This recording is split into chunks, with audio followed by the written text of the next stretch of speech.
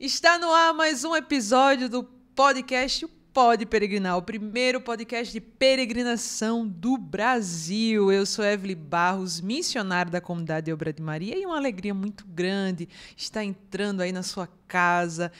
Não sei se você está escutando no carro, não sei onde você está escutando ou assistindo, mas de qualquer forma, é uma alegria muito grande estar com você. Vou receber um convidado muito especial hoje.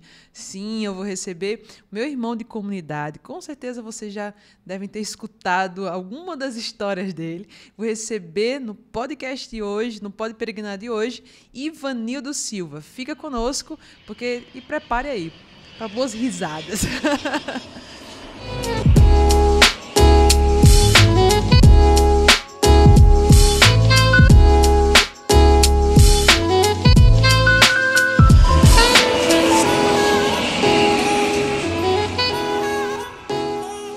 Ivanildo, seja bem-vindo ao nosso Pode Peregrinar. Obrigado, Evelyn. Obrigado a você também que me dá essa possibilidade de chegar aí na sua casa.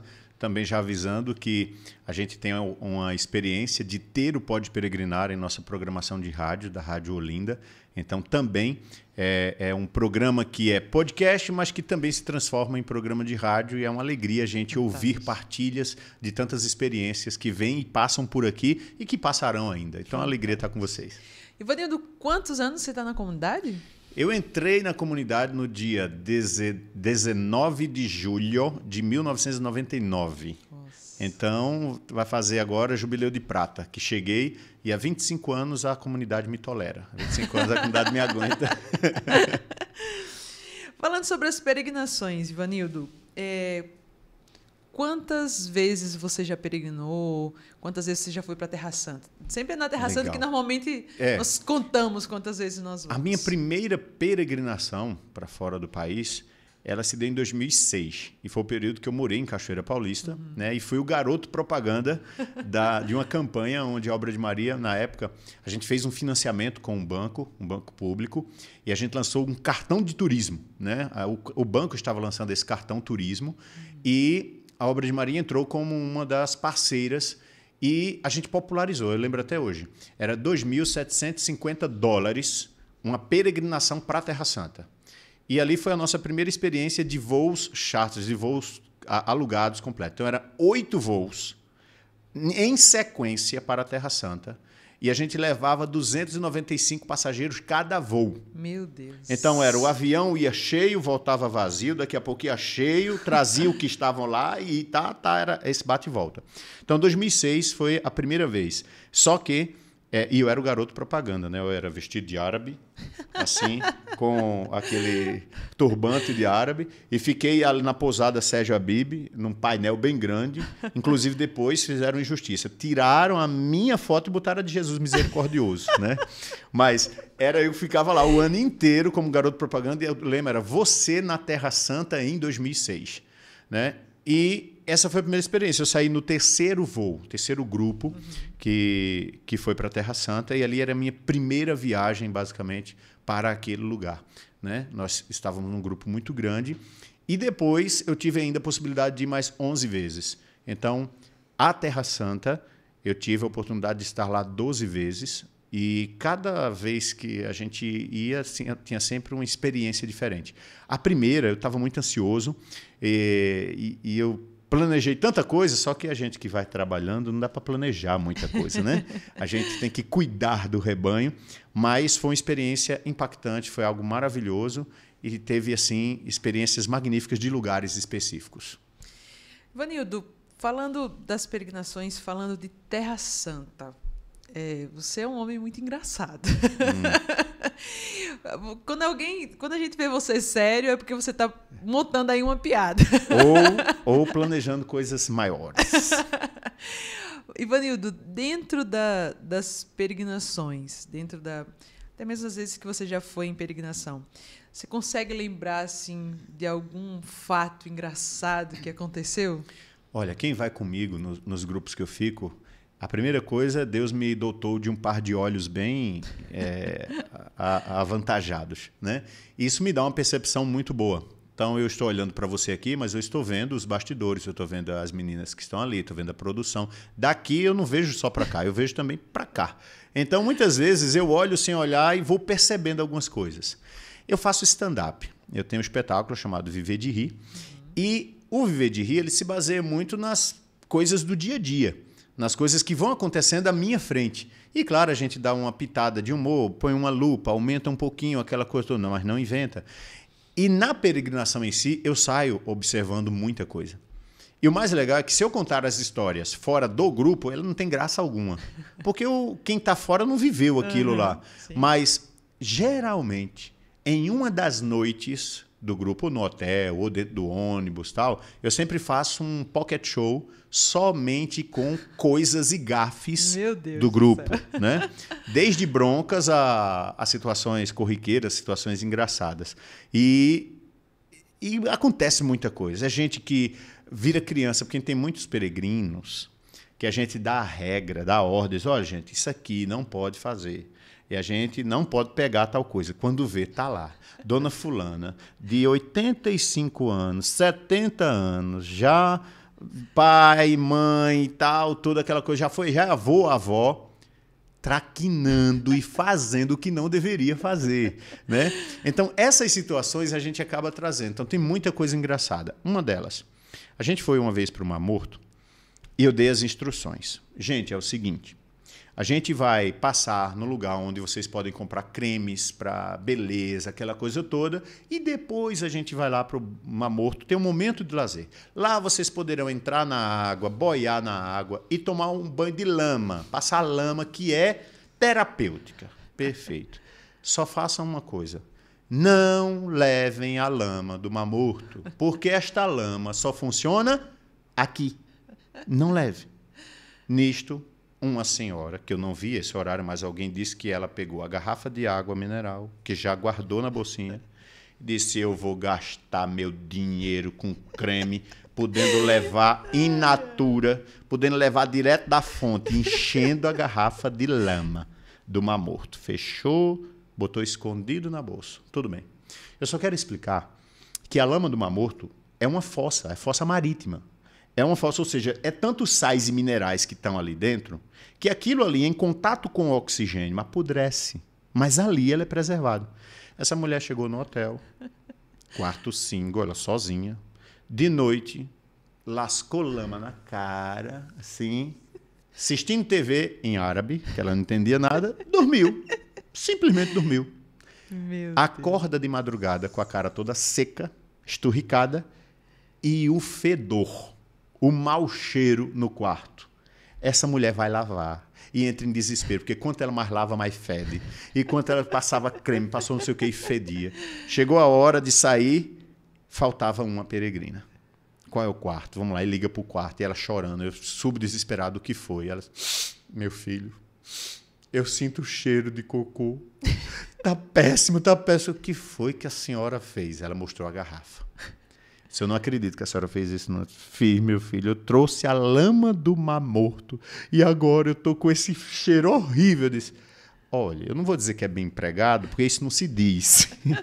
Mas vamos, não tem o que fazer não. Mas ela foi um dia triste para ela. Ou seja, aí claro, né? Não comentei no dia, mas 2 dias depois ela foi uma das personagens da história. E é claro que a gente aumentou mais um pouco, tudo. E toda vez que eu vou dar a instrução do Mar Morto, eu conto essa história, né?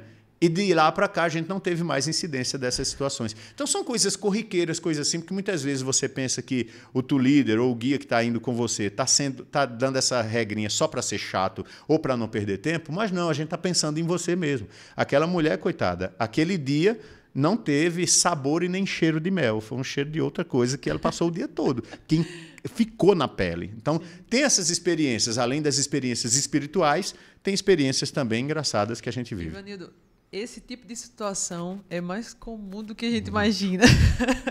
Já tive um peregrino que, quando estava embarcando, que foi passar a bagagem de mão, olhou a bolsa cheia de lama do Mar Morto. Você imagina um negócio desse? Se lá já fica com mau cheiro, tu imagina se essa bolsa se rompe dentro do avião. Ivanido, isso são coisas que acontecem nas peregrinações. A gente vai indicando para ele e tudo mais. Verdade. Mas e na parte espiritual? Sim. Como que você diria para um peregrino que está assistindo, ou até mesmo alguém que nunca foi numa peregrinação, como se preparar para uma peregrinação? Muito bom. Esses dias eu estava lendo uma reportagem de uma pessoa da imprensa que foi no Pentecostes, né? E é uma pessoa que não é de fé, não é de caminhada, mas foi profissionalmente acompanhar um dos nossos grupos. Inclusive, o comentário que ela fez até gerou um burburinho entre nós mesmos, porque ela dizia o seguinte, mais ou menos o texto era mais ou menos assim: não é necessário ter uma vida de fé, não é necessário estar na igreja todo domingo, não é necessário cumprir as regras e os ensinamentos indicados pelos padres para ter uma experiência numa peregrinação da Obra de Maria. Eita! Então parecia que ela estava dizendo, não, você não precisa fazer nada para viver a peregrinação. Mas eu fui ler nas entrelinhas do que era a vida da pessoa. O que ela continuava dizendo na matéria? Não é necessário tudo isso para se ter uma experiência de fé. E ali eu dizia para mim mesmo, certo, mas qual é a exigência que nós fazemos quando um peregrino entra em contato, quando um cliente entra em contato conosco para comprar um pacote de peregrinação? A gente não faz exigência nenhuma. A única exigência, basicamente, é que ele tenha a documentação necessária, Sim. que ele consiga cumprir, basicamente, com os compromissos da peregrinação e viajar. E é nesse ponto que eu quero me deter. Porque muitas vezes a pessoa diz assim, eu não sou de igreja, então não vou para a peregrinação. Eu vou, esse negócio está rezando e tal. E não é só rezar. Então a peregrinação, ela é de fato um retiro que pode acontecer na minha e na sua vida, independente da prática de fé ou não. Essa repórter, ela narrava as experiências místicas que ela, sem ser uma pessoa de vida mística, teve. Então, primeira coisa, se você já é de caminhada, já é de igreja, por que não? Faça uma preparação, prepare-se, não somente a mala, não somente as roupas que você vai comprar ou que você vai preparar, mas o coração. Então, já vai deliciando-se dos lugares que você vai visitar. A Obra de Maria, ela tem a possibilidade de te mandar já o roteiro, você tem uma ideia básica do que vai acontecer a cada dia. Então, se possível, já prepara um caderninho, já coloca lá primeiro, segundo, terceiro, quarto dia para ir registrando, porque aqui para nós, muita coisa, no calor da emoção e do dia, a gente acaba pensando, poxa vida, eu me preparei tanto e estou frustrado porque a programação é intensa, a coisa é intensa e parece que a gente não está vivendo. Mas não, a ficha só vai cair quando a gente chega de volta. Meu Deus, eu tive lá. Eu pude tocar ali, eu pude viver essa experiência. E isso acontece demais. Então, a primeira coisa é, se você já é de caminhada, prepare-se, faça uma boa confissão, esteja pronto para ser de fato um peregrino. Mas se você, por acaso, está assistindo esse podcast, está ouvindo esse programa e não tem vida de fé, mas tem curiosidades, olha, também prepare-se na curiosidade e abra-se ao novo que uma peregrinação pode te dar. E já foi dito aqui várias vezes, e eu gosto também de chover no molhado. Um santo da igreja dizia que a peregrinação à Terra Santa, especificamente, é o contato com o quinto evangelho. E eu gosto de dizer sempre, porque tudo aquilo que a gente leu nos 4 evangelhos, agora passam a ter cheiro, dimensões, cor. Ou seja, eu não estarei lendo Jesus acalmou a tempestade lá no mar da Galileia. Eu estou aqui, neste mar da Galileia. Fui aqui. Então, agora, quando fala mar da Galileia, eu já não imagino o mar da praia perto de onde eu moro. Eu imagino aquele mar, aquele que eu vivi, aquele que eu naveguei, aquele que eu pude tocar em suas águas ou até me banhar. Tem, de vez em quando, alguns mais arteiros que já se molham, aquela coisa toda. Mas, então, se eu posso dar um conselho você que não é de caminhada, não tem problema. Venha fazer turismo. Só que você faz o turismo e nós preparamos tudo para que dentro desse turismo você tenha uma experiência diferente, uma experiência de fé. E a gente não vai obrigar você a se converter, nem vai te converter não, porque isso aí é papel do Espírito Santo. Mas você que já é de caminhada, já é de fé, comece esse retiro antes de arrumar a sua mala. E aí, tudo o que vai acontecendo vai favorecendo. Como dizia Frei Pascoal, tudo que nos acontece nos favorece se a gente não se aborrece e ainda agradece. E as experiências são espetaculares. Fantástico. Não sei se eu respondi. Claro, Tá. claro que eu sim. Eu sou prolixo. Ivanildo, se preparar para uma peregrinação, como você já acabou de nos responder, isso é muito importante, porque, de fato, tanto para as pessoas que não têm uma espiritualidade, como também aquelas que têm uma espiritualidade, que, querendo ou não, é quase a maior parte, né? E dentro da peregrinação, vai acontecendo vários testemunhos, vão acontecendo várias situações de conversões também, vários movimentos realmente de Deus assim na vida das pessoas. Conte um pouquinho para nós desse tempo já que você leva grupos, até mesmo como diretor espiritual. Não sei se já teve algum assim, como diretor espiritual. Já teve um que a gente foi, era tanta gente e não tinha guia suficiente. E a gente teve que fazer a reciclagem rápida para conseguir autorização para ser o guia. Então, teve também. Uma das experiências que me marcaram foi justamente em 2006, e a gente ficou como... o sacerdote que acompanhava o nosso grupo era Padre Zé Augusto. Aí Padre Zé Augusto lascou, né? Lascou a gente, como dei no Nordeste, porque Padre Zé Augusto, a primeira experiência assim, que eu pude dizer, poxa vida, eu estou na Terra Santa de fato. Aquela agonia toda foi quando a gente sentou no Monte das Bem-aventuranças. E Padre Zé Augusto pediu que a gente pegasse a Bíblia e ele foi lendo.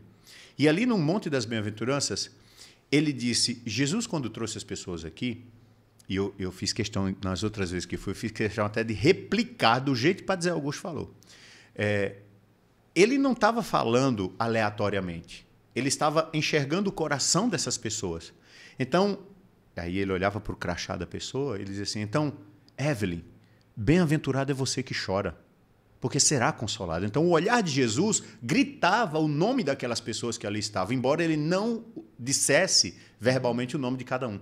E nisso o Padre Zé Augusto foi fazendo que cada um de nós ali, um grupo que agora, esfacelado, dava 45 a 48 pessoas cada grupo, ele estava fazendo com que aquele peregrino, aquela peregrina, no meio de uma multidão, pudesse ter uma experiência pessoal com o lugar santo.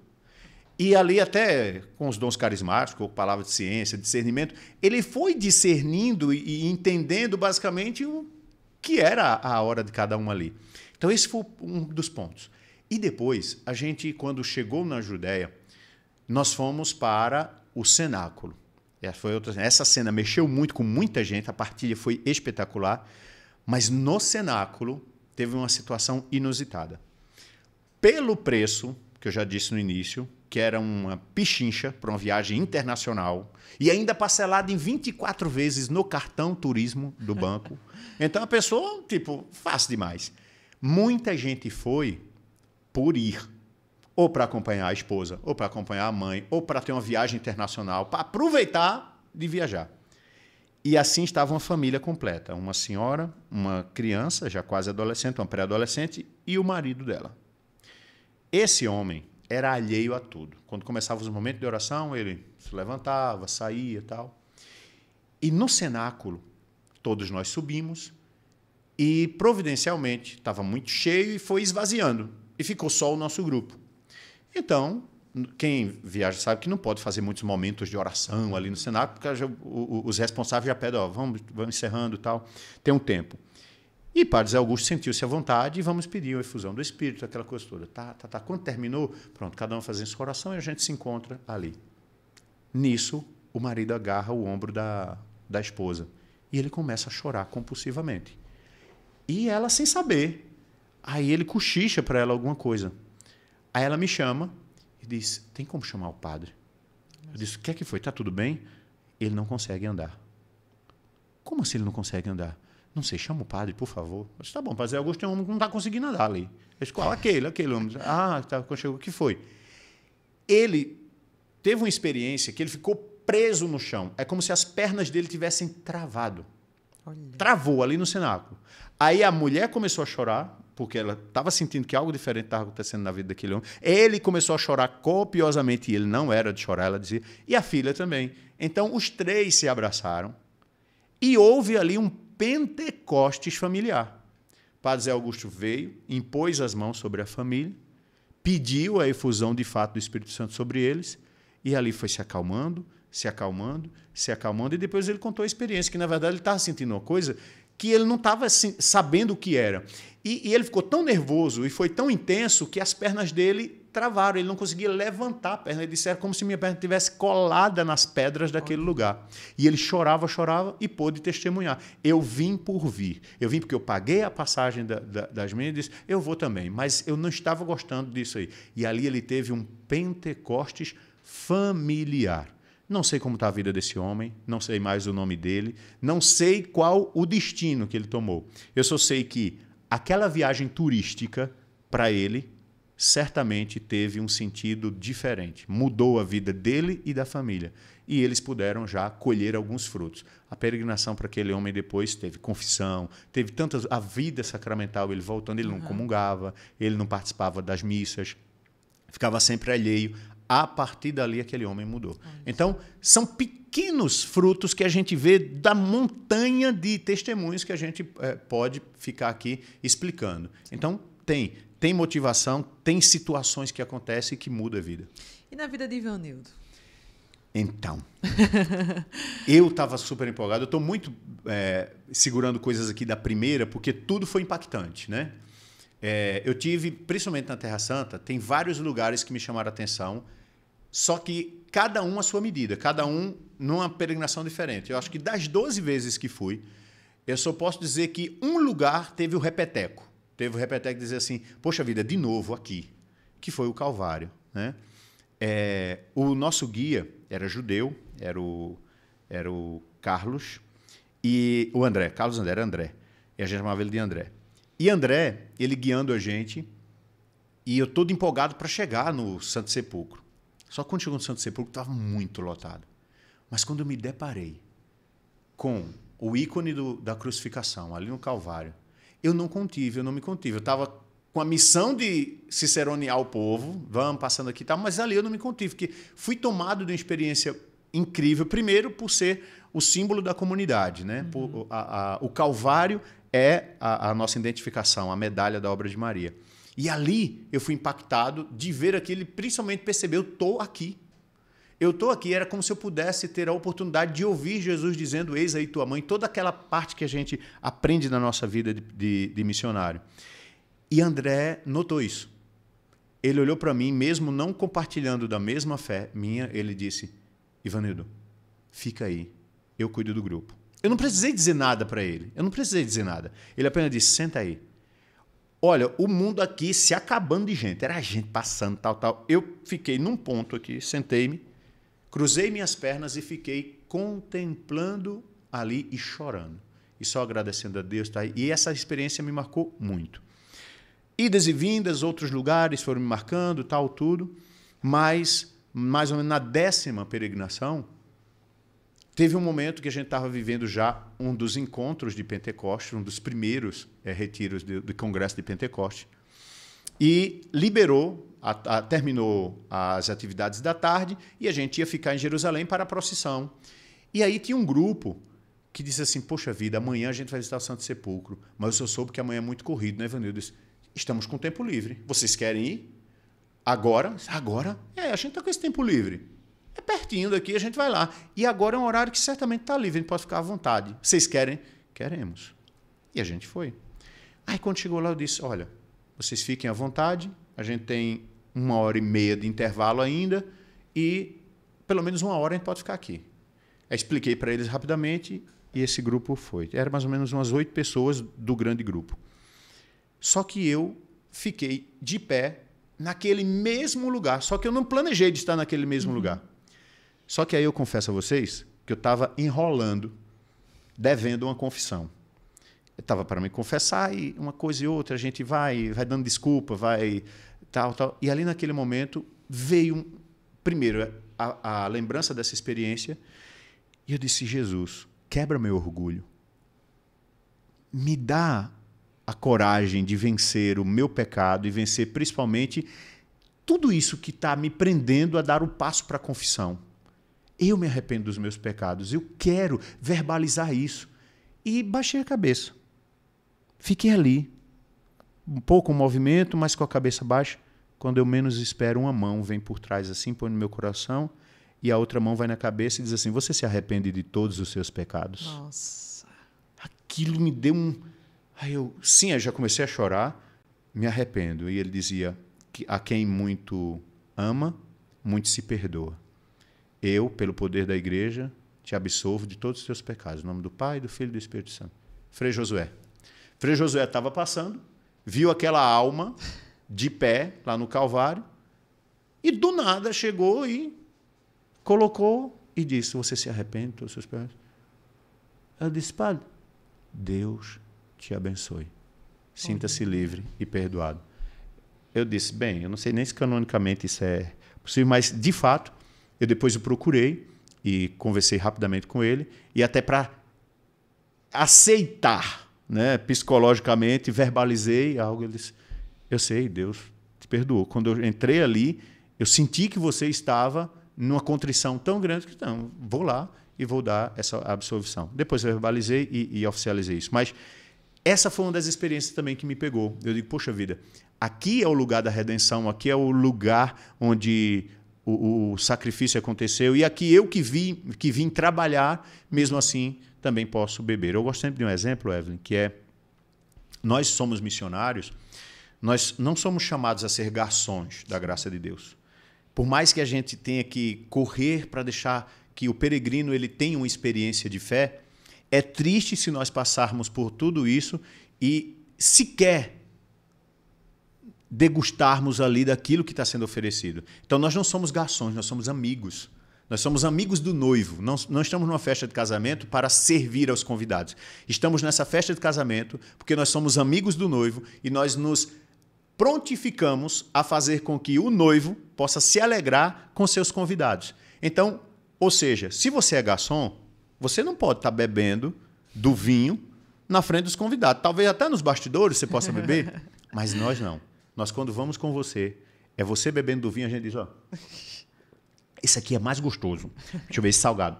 Não, de todos os salgados, o melhor é esse. Então, vai por aqui, né? Então, resultado, nós também experimentamos, e por experimentarmos de tudo isso, a gente muitas vezes dá as dicas, as indicações, para que você também possa ter a experiência que nós mesmo trabalhando temos. Então, o lugar mais marcante para você na Terra Santa é o Calvário. É o Calvário, porque já teve o repeteco, né? As outras foram todas assim, um outro. E aí eu lembro de um irmão que sempre ia conosco para tocar, e ele tocou uma música até que eu não conhecia, mas era uma música de um grupo muito antigo, um grupo evangélico chamado A Voz da Palavra. E no Galicanto. Depois de peregrinar, essa foi uma pregação com o padre Roger Luiz, e depois de entrarmos lá naquele lugar onde Jesus ficou, na casa de Caifás, e a gente depois terminou tudo, sentou no pátio onde tem aquela coluna com o galo e Jesus e a negação de Pedro. E ali o irmão nos levava a refletir quantas vezes também no dia a dia nós negamos Pedro, ou nós negamos Jesus, somos Pedro negando Jesus. E ali ele cantava essa música, e a música dizia: tu me amas, eu te amo, Senhor. Tu me amas, tu sabes tudo, tu conheces o meu coração, eu te amo. Mas eu que pensava ser forte, que dizia que ia com Cristo até a morte, e agora, numa situação, eu o nego, eu o renego. E aí a música dizia: e você que nos dias de hoje também, enfrentando a dura realidade, quando Jesus diz, tu me amas, qual a tua resposta hoje? E aquilo ali, ou seja, veja, nós não estávamos somente olhando pedras. Sim. Nós não estávamos somente ali tirando fotos ou visitando lugares históricos. Nós estávamos andando de novo nas páginas da Palavra de Deus. Nós estávamos ali não sendo agora meros espectadores, nós estávamos sendo agora também parte integrante dessa história. Foi aqui onde eu me dei conta de que neguei Jesus. E que aqui eu posso reafirmar esse amor meu por ele e o dele por mim. Então, cada lugar tem a sua história. Tá bom demais essa conversa, mas eu tenho certeza que vocês vão dizer que ele tem que vir aqui novamente. Quem sabe se ele não faz um stand-up de comédia só sobre história de peregrino. Só sobre peregrinação. E a gente grava e coloca nos ônibus de peregrinação, que eu tenho certeza que vocês vão dar muitas gargalhadas. Tem um detalhe de ônibus de peregrinação. O que eu mais encontro, a gente diz: meu querido, eu assisti seu show. Eu disse, onde? Em Paris. Não, assisti seu show na Terra Santa. E foi, mas eu nunca fiz show na Terra Santa. No ônibus, pegaram o DVD, colocaram lá, era no trajeto grande, a gente terminou de rezar, colocou você. Então, eu tenho essa experiência dos irmãos que às vezes levam ali na mochila, tudo, e colocam para... a gente precisa fazer um só de viagem mesmo. É verdade. Né? Olha, é certeza, garantia assim, ó, que os peregrinos vão chorar de tanto rir. Eu digo porque, principalmente no roteiro Santuários Marianos, sempre são distâncias, são percursos, né? Na verdade, às vezes o dia todo de ônibus, e aí a gente coloca e é aquele momento. Quem é esse menino? Meu Deus do céu, eu também tinha uma avó assim. Eu digo, olha, tá vendo só? Então, gente, estamos encerrando por aqui, Ivanildo. Muito obrigado. Eu pensei que estava começando agora. Aqui, quando está começando a ficar bom, aí a gente dá um gostinho de quero mais para o próximo episódio. E certamente você que está escutando também pela rádio, você que está assistindo, ou temos muitos relatos de pessoas que estão aí fazendo alguma coisa no seu dia a dia e está escutando. Então, para você, o nosso abraço e já deixo o convite para você. No YouTube tem muita coisa aí do Ivanildo. Ele só pesquisar Viver de Rir. É o contrário de morrer de rir. Viver de Rir com Ivanildo DDD. Né? Coloquei porque nesse tempo todo a gente tem gravado algumas coisinhas e dá para encontrar alguns shows. Pronto. Então, se você teve essa curiosidade, foi numa peregrinação e não assistiu o Viver de Rir, então tem a oportunidade aí, já bota aí no YouTube para você assistir, tá bom? Deus abençoe, Ivanildo. Obrigado mais uma vez. Um prazer, uma alegria e que esse Pode Peregrinar possa estimular você, de fato, a entender o nome deste programa. Pode Peregrinar. Pode, sim, você pode. É possível. E uma das coisas mais lindas que com isso eu fecho é que em vários grupos nós temos pessoas que dizem assim, poxa vida, eu nunca pensei que poderia estar aqui. Eu pensei que isso era só para rico. Pensei que isso aqui era só para gente de muito dinheiro. Mas, graças a Deus, a Obra de Maria tem a possibilidade de, em muitos grupos, tornar esse sonho possível. Então, não perca a esperança e não perca a oportunidade de conhecer os mais variados pacotes, os grupos, e quem sabe a gente se encontra numa dessas peregrinações. Deus abençoe e até o próximo episódio, se Deus quiser.